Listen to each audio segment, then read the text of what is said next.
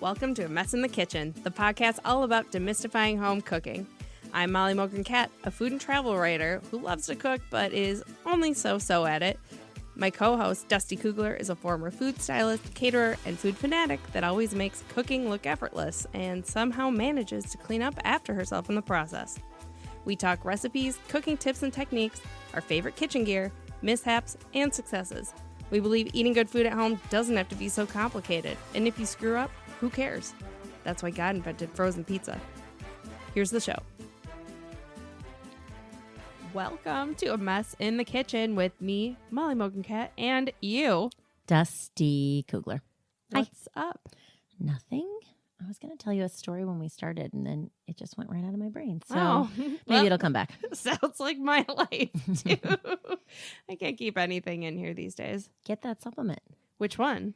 I don't remember. I'll send you a picture. Remember, Kelly sent me the picture. Brain fog. Get rid of brain the fog. brain fog one. It's like DHA, omega, whatever. Oh, you know what? Yeah, that's it. That is what it is. And But I it's think not stinky fish. It's No. like cherry, which is kind of weird.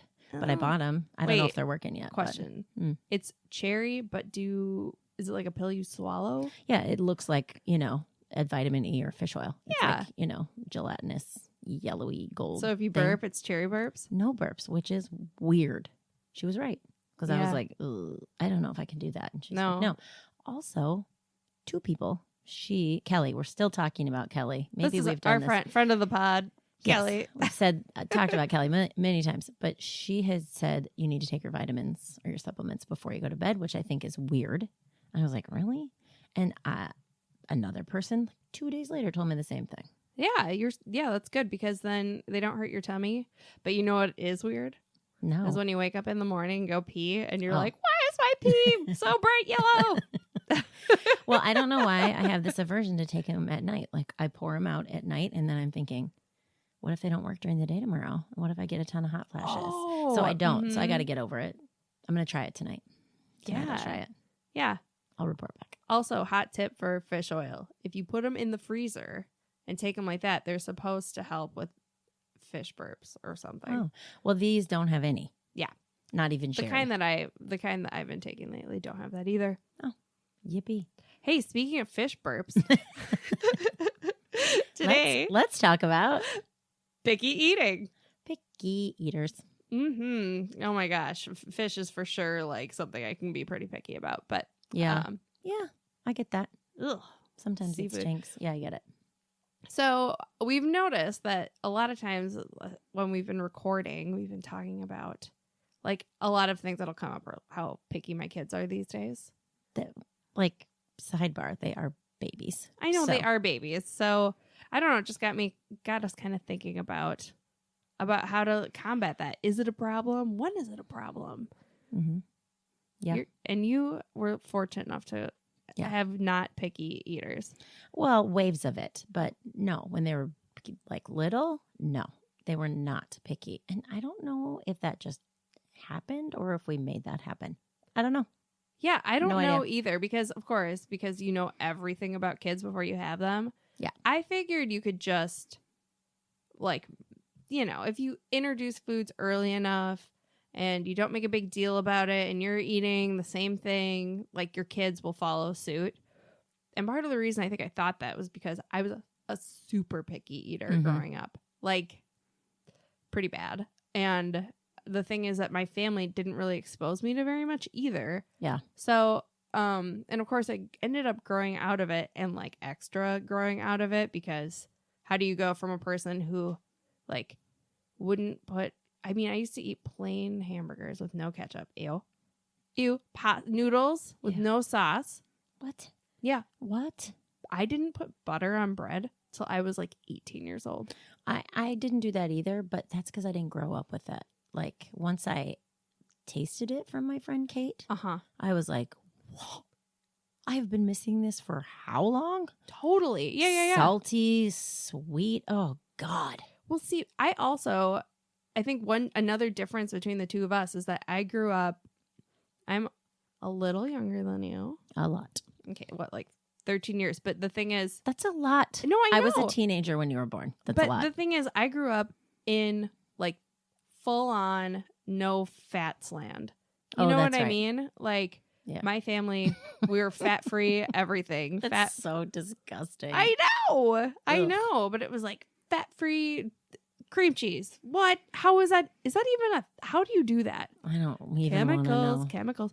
And then Yuck. you grew up full bacon, fat, like Southern kind of. Yes, full fat and sugar of everything. Because my mom grew up without a lot. Mm-hmm. So when she got a job and when she had kids, even though she said she never would, we had sugar everywhere.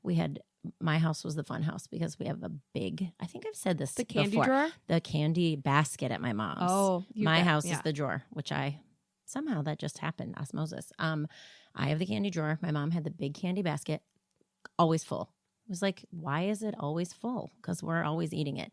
We also had all the sugar cereals, but we also had like fruit and vegetables and all that kind of stuff. But my mom just kind of like, the sweetest thing she ever had when she was a kid was like an orange, and it was the biggest deal in the whole world. Like they were super dirt poor in Kentucky. Yeah. So my mom was like, I make money now. I'm buying anything I want. So it's probably why I have 1 million cavities.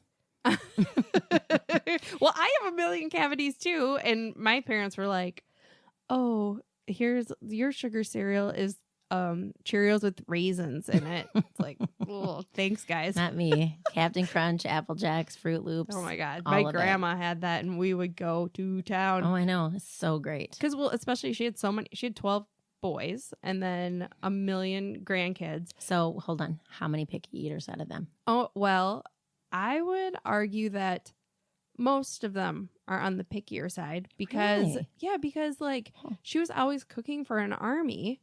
And so, and my grandma was, oh God, I'm sorry, Grandma. She was not a great cook. I mean, I don't think she'd care that you said that. No, me neither. Food was survival. Food was more about, survival and like getting together than it was about how it tasted. Like even still to this day, a dinner with my dad's family, like people would be done eating in 6 minutes. It's like just like shoveling food in their face because I think they're all afraid of like running out. They don't really taste things. Ugh. I mean, they're just fast eaters, and it's a lot of like hot dish, and which can be good. Yeah, or like very meat and potatoes kind of stuff. Yeah, So I would say like most of them aren't very adventurous. So I grew up and surrounded by not very adventurous eaters and cook. So I didn't really. I mean, when I first started working at Tasteful Times. Yes, that changed your life. Yeah, it was like I'd never even, I think I've said this before, it wasn't even like I couldn't tell the difference between cilantro and parsley. I didn't even know of cilantro or parsley. Yeah, well, like nothing. I was kind of like that too. I mean, I only had what my mom cooked pretty much, except for like fast food because I was a kid of the 80s and that was like a thing. You know? Yeah.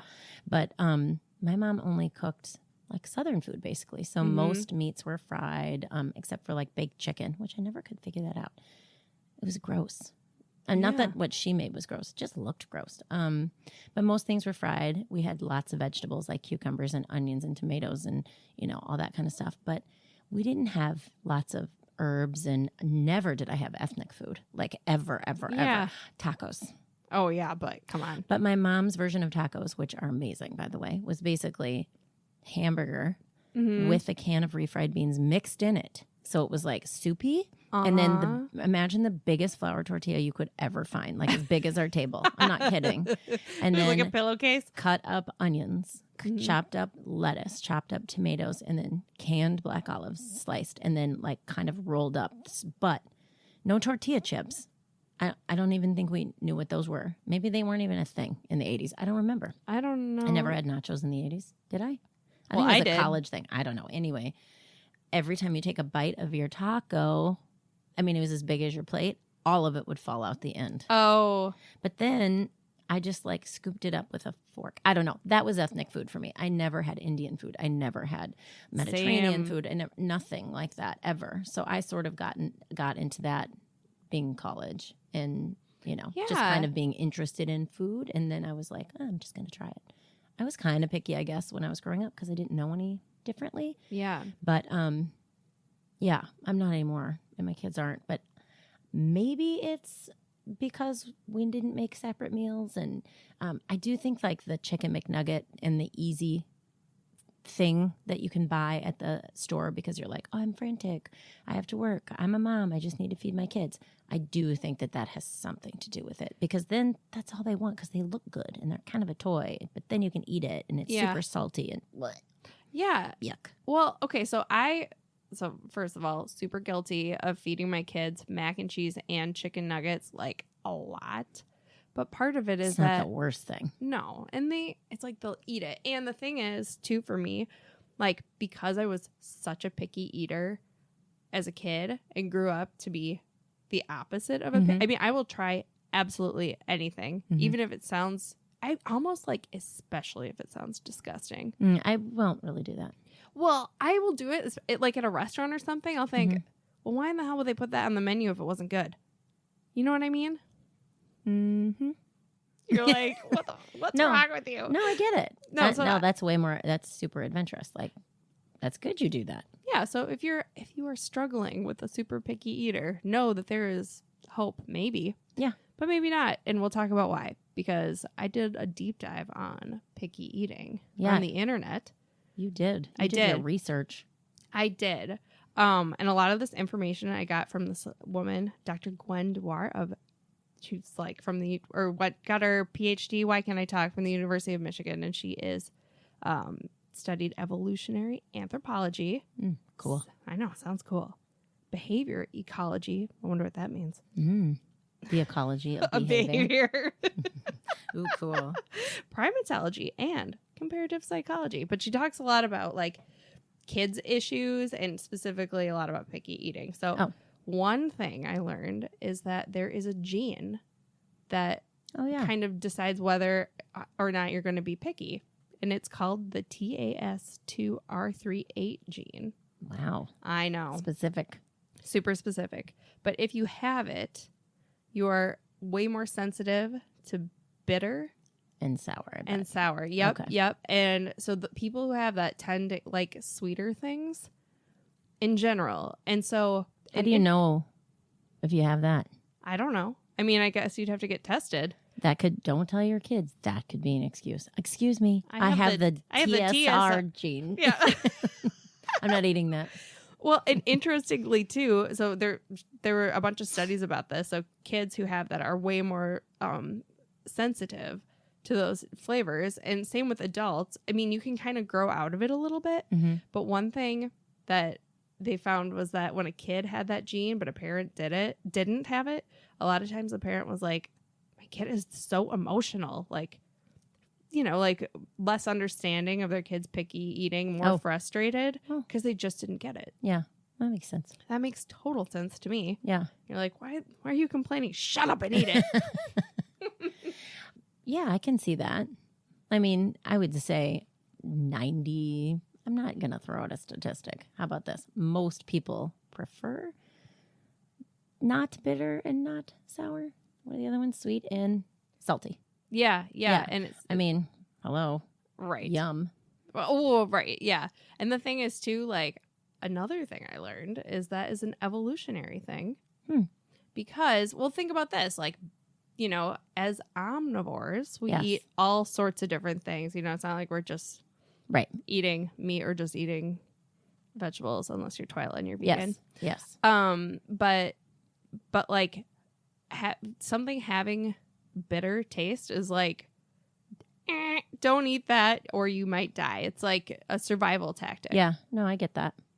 So, you know, maybe like if your kid's super picky, they're just like their lizard brain is just trying to keep them alive. I would eat the broccoli. Does it say to integrate those types of things with the other things? Because I would think that that's like a tactic of like throwing one in every once in a while or making it look pretty. Yes, we're gonna get to tricks for picky eating in a minute. Like it. Can I just tell you a few more fun tips about info? Yes. From my Wikipedia searches. Just kidding. Also, have you heard that what you eat during pregnancy or while you're breastfeeding influences like what your kids will like later? Yes. I've definitely heard that, but I don't know the facts on it. Me neither. I mean, I was like, that maybe sounds right, but also that seems kind of like fake too. Yeah. It isn't. No. It isn't fake. Twyla said it's not fake. No, and I looked it up, and it's true that like based on what you eat, it changes the. I'm gonna barf if I say this, but I'm gonna keep going.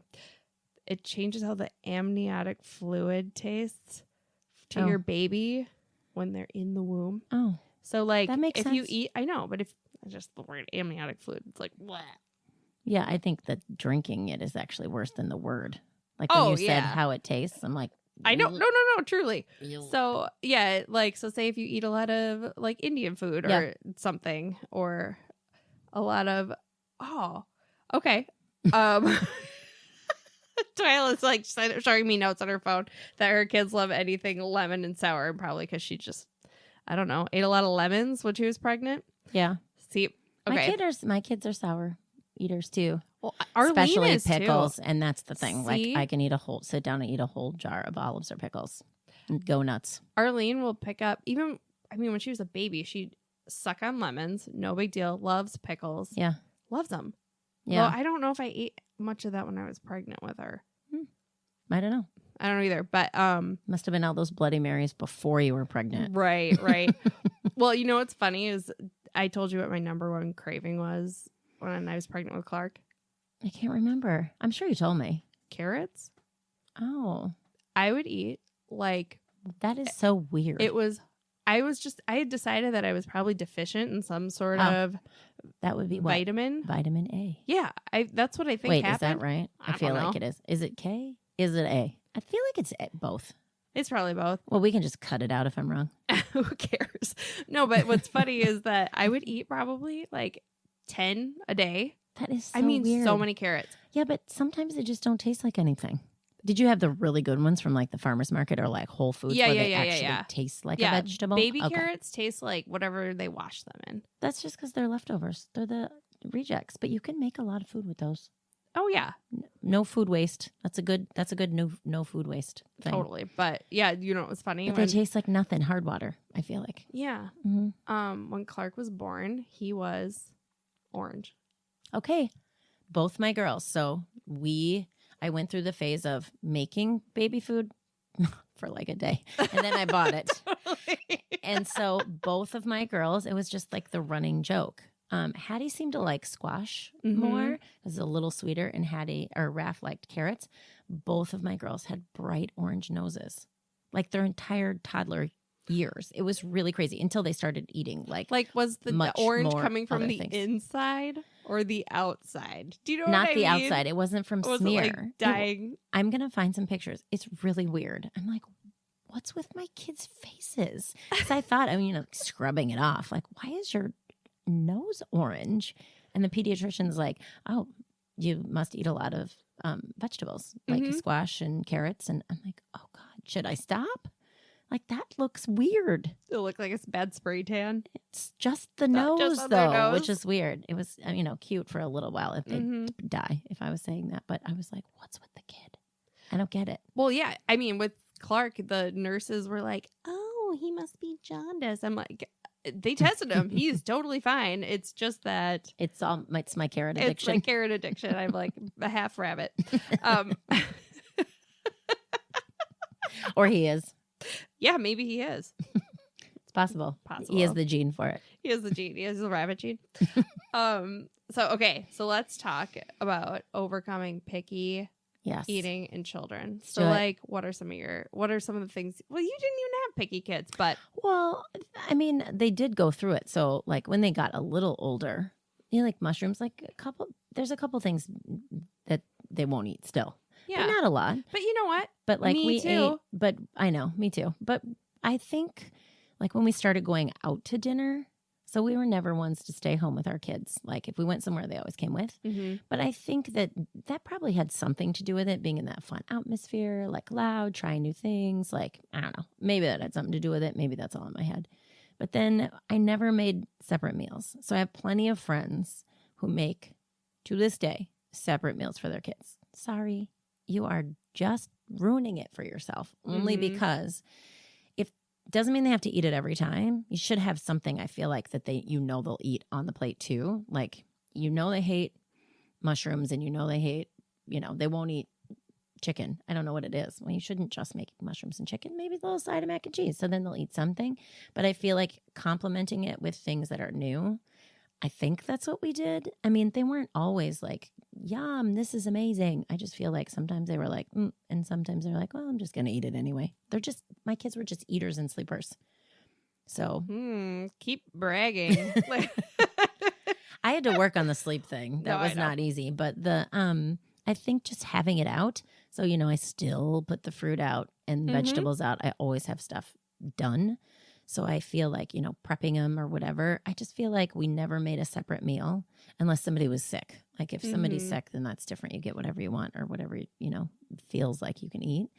But we never, even when they were really little, we didn't make extra stuff. And maybe that had something to do with it. I mean, I'm not a doctor. I don't know. But it seemed to have worked. Well, we do. We do kind of a similar thing where the kids are always given a little bit of whatever Josh and I are eating. And then, okay, so ketchup is a big thing in our house. And actually, this is one of the tips I read is it's good to pair something that they don't really like or aren't sure about or something that's like bitter or sour with something sweeter or something familiar. So makes sense. Ketchup is a good... We call it tomato frosting in our house. Yeah, makes sense. Just between Josh and I, we're like, okay, go get the thing of tomato frosting and see if we can get somebody to eat something. God, does Clark eat ketchup too?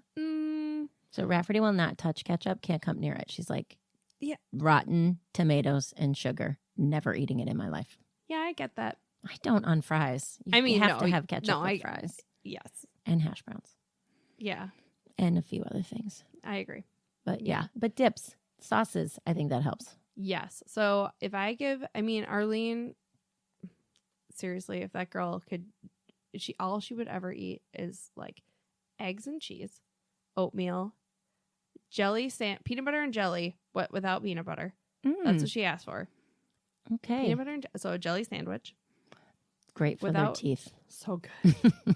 Without crust, mac and cheese. But you're making things that, like, she's eating oatmeal. She's eating, probably good bread with the jelly on it. I mean, whatever. Right. No, I know. And that's the thing is I mean, all of her preferences are almost exactly the same as mine when I was her age. Really? That's so funny. Yeah. Like, she'll ask for a burrito with nothing in it. Wait, then it's not a burrito? No, it's just a tortilla. Oh, okay. I'll have a burrito with nothing in it, is what she'll ask for. Okay. That's funny. Okay, so she likes carbs and she likes ketchup. Yep, and jelly. And how about vegetables and fruits? She likes most fruit, but it kind of depends on the day. And then pretty much carrots are the only vegetable she'll eat. So we do a lot of smoothies in our house. Oh, that makes sense. So she'll do that. Still getting it. Yeah, so I kind of feel like, I'm not all about like tricking your kids into eating stuff. Yeah. Though, I mean, I do it. But like the smoothie thing makes sense. Like, you're still getting all that stuff. Also, there is this company called Kid Fresh that has stuff in the frozen section of a lot of grocery stores. Oh. And they do like mac and cheese and like chicken nuggets with hidden veggies in them. Oh, okay. So we'll do that sometimes. Is it Jessica Seinfeld? No, but actually last winter when I was at the Mall of America for my company, Yamakin, this guy was like, so many people go there on layovers from the airport, like a ton.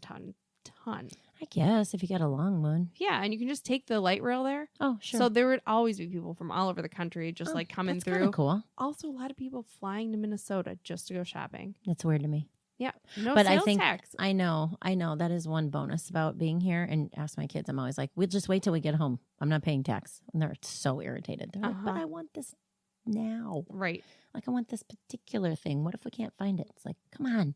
I don't want to pay tax. I don't want to pay $5. No, I get that. And there are a lot of people from my hometown, which is like 8 hours from here, who come up just to go shopping because it is a big deal. It is a big deal. I think it's not a big deal if you live here. You're like, correct. Ugh, I want to avoid that like the plague. But if there's anything you want, you can pretty much find it at the Mall of America. Yeah, there's a place for fun in your life.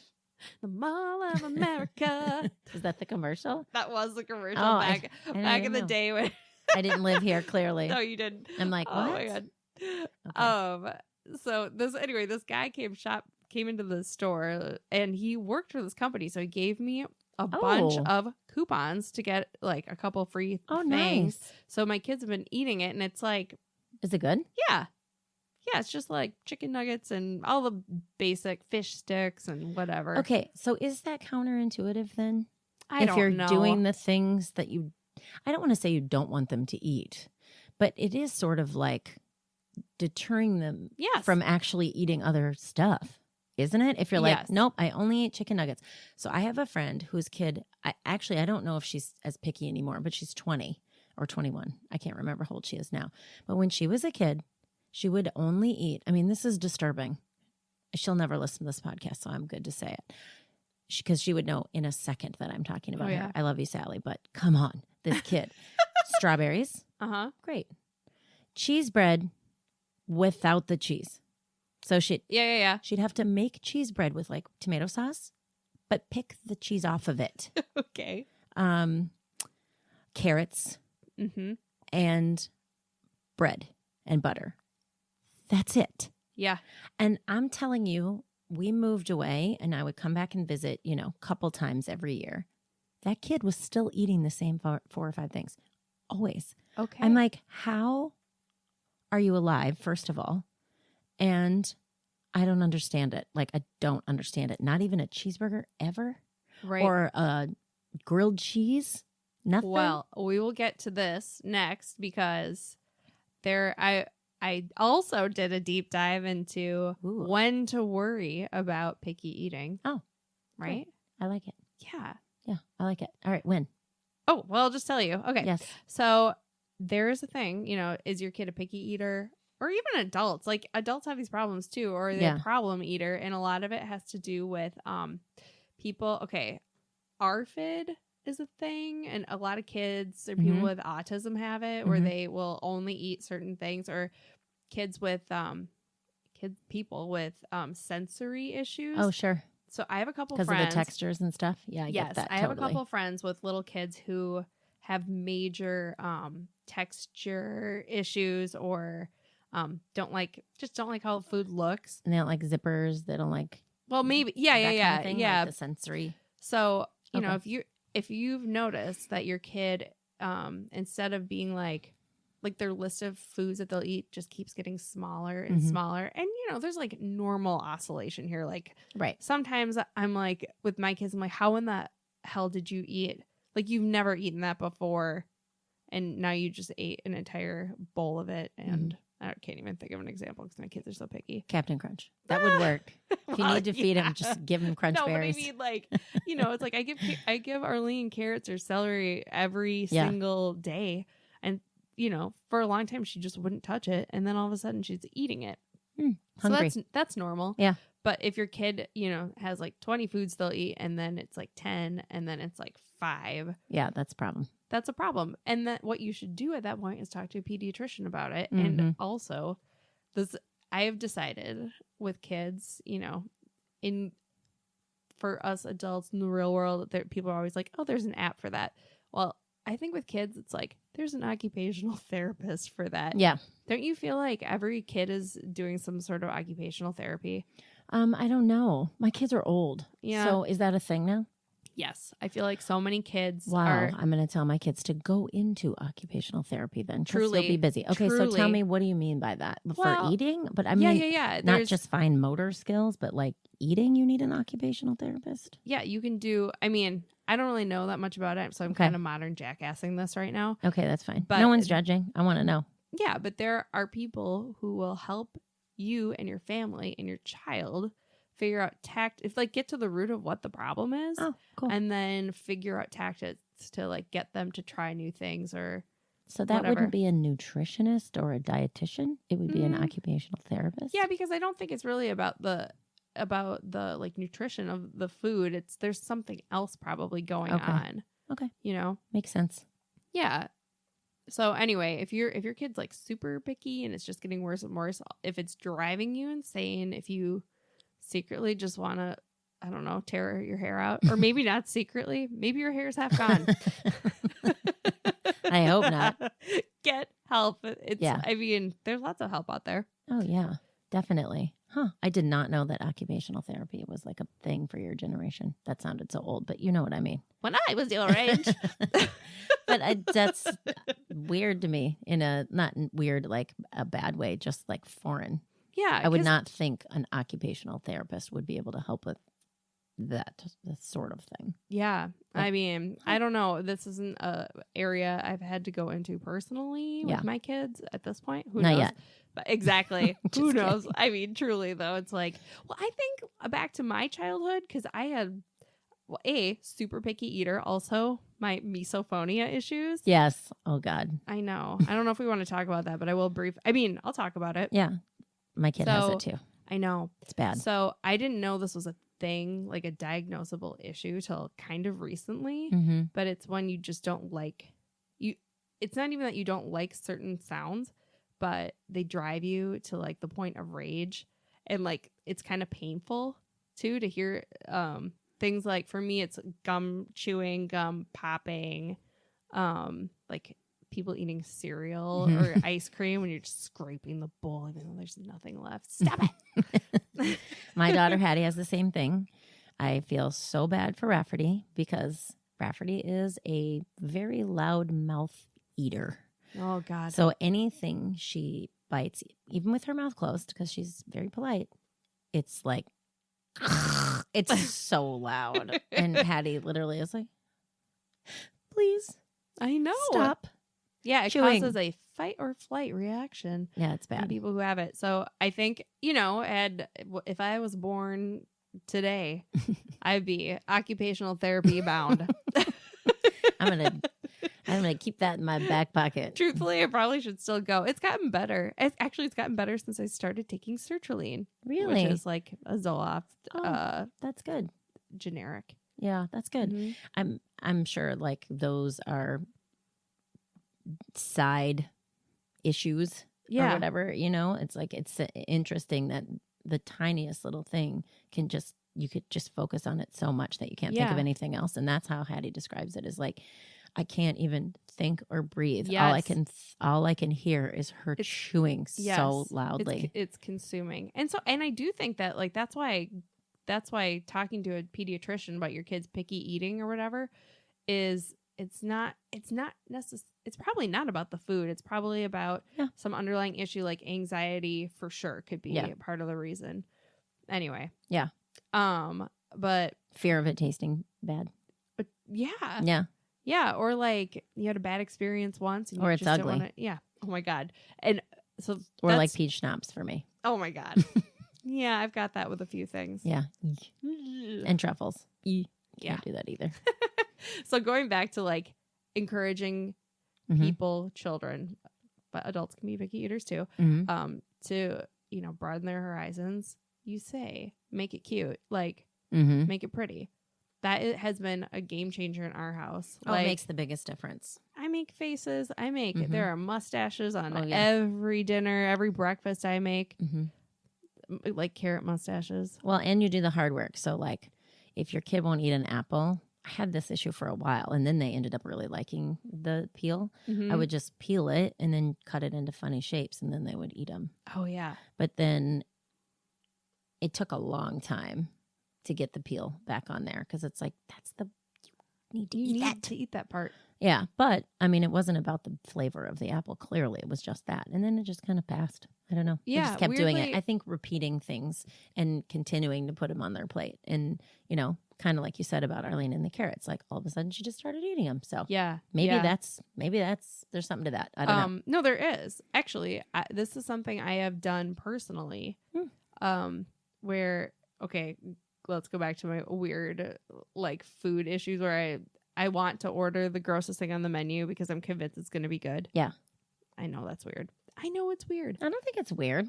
But another thing I've done many times is figured out like, oh, I don't like this food. I'm going to teach myself to like it. I do and I'll that with do Bloody that. Marys.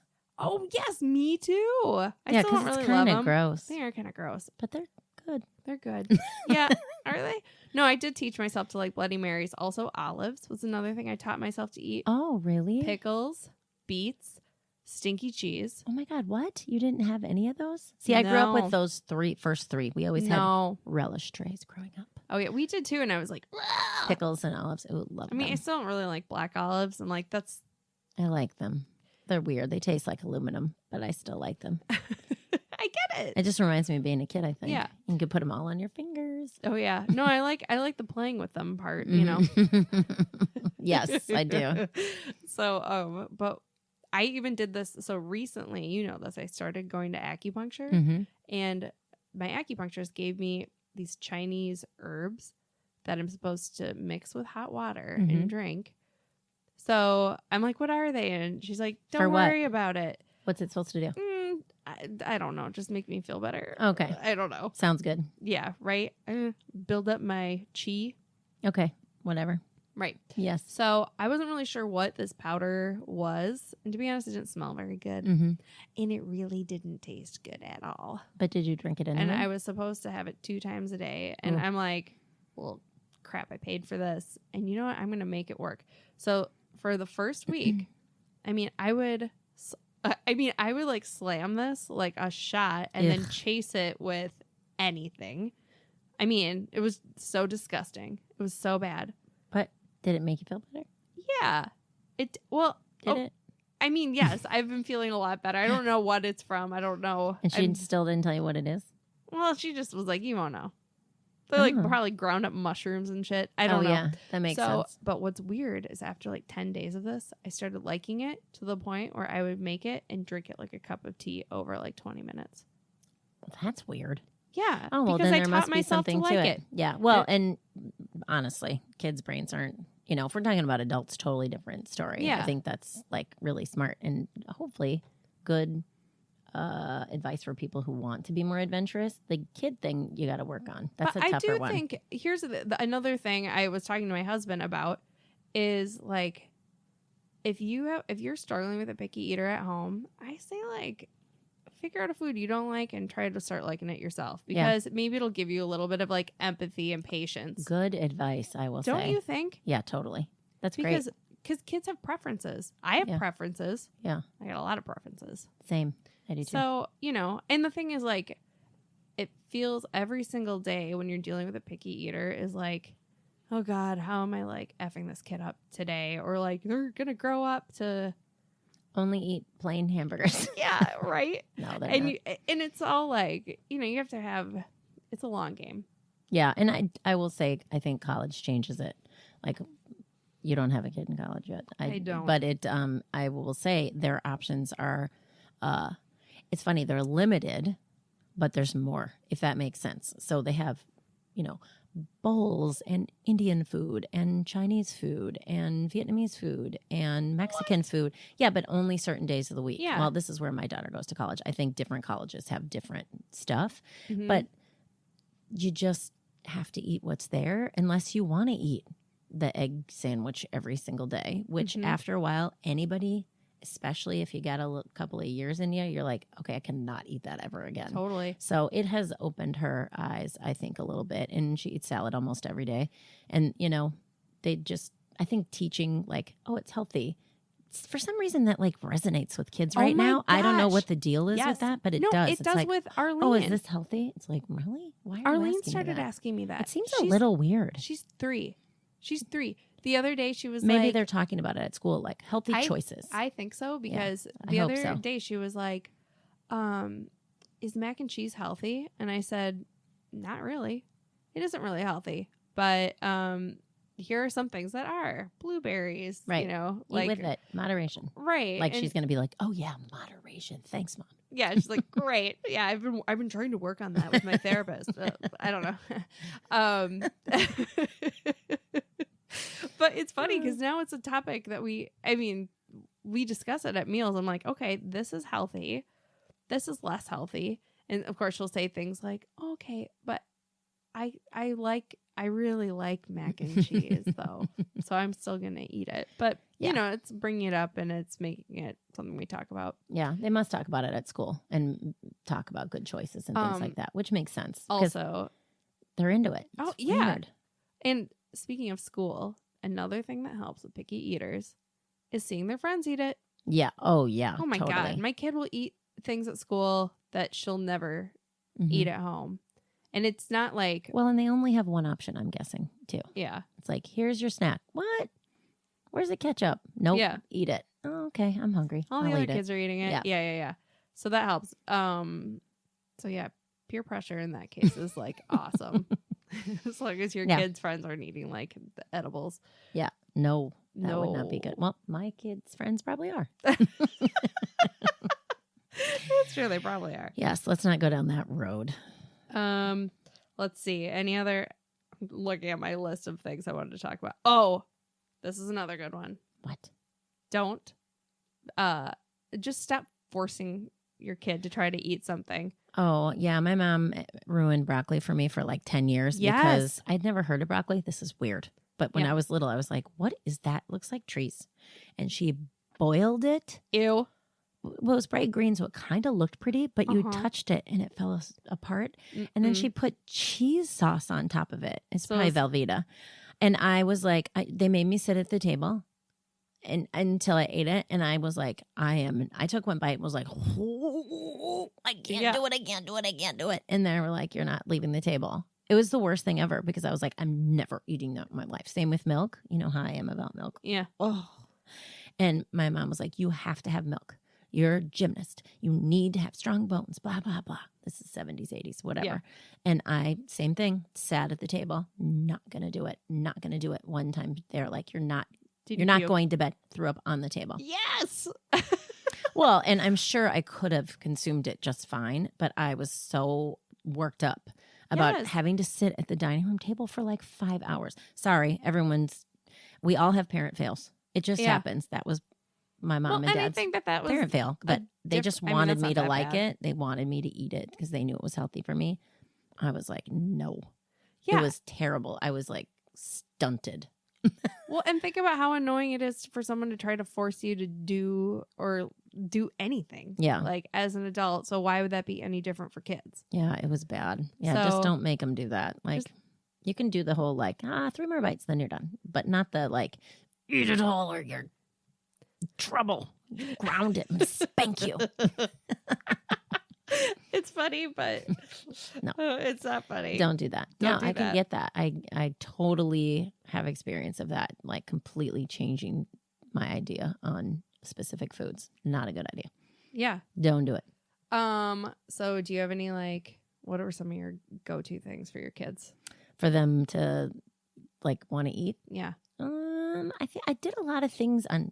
Probably going to get a lot of comments on this one, but I did a lot of things on toothpicks because they're fun. Mm-hmm. Like Prentice used to grill stuff. I feel like maybe zucchini, like different things. And if it was like cut up small and you could pick it up with a toothpick or a tiny fork, they liked it.